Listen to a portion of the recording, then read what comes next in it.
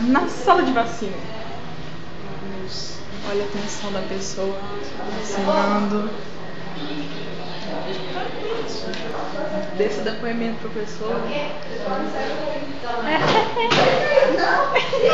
Eu não tô mais em horário.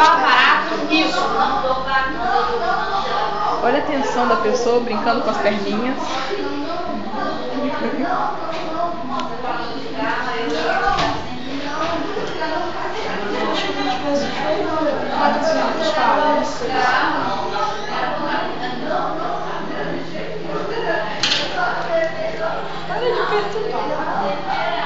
Isso aqui é ouro. Isso não vai perder. De jeito nenhum.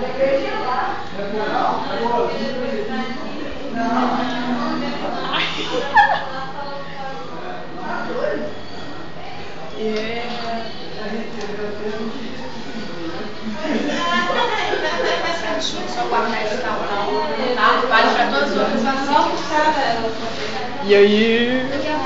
Como você se sente? Presta a ser imunizada pelo vírus H1N1. Você sabe, né, que é pra matar, que é pra implantar um microchip na cabeça da gente. Quem que vai? Corrente sanguínea da gente. Vai virar alienígena. Eles vão descobrir algumas coisas.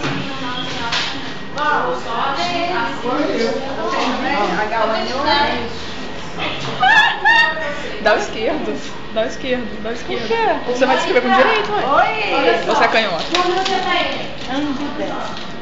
Eu também. Tem 17 anos, bronquite asmática. Estão fazendo? Não, 17 anos já passou, já só. Mas a pressão de Jornal Nacional coisava, né? Só bronquite agora não tá mais não. Com essa idade não, 17 não.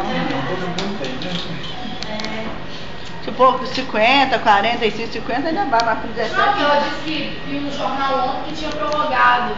Não, então nós somos informados. Então, por isso que eu perguntei, que eu não assisti o jornal ontem. Porque até agora não me passaram nada.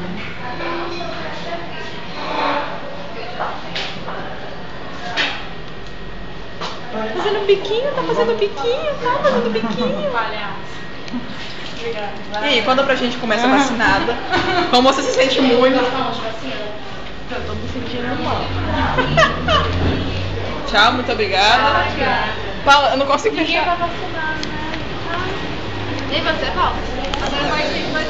Manda beijo agora aqui. Aí, parou.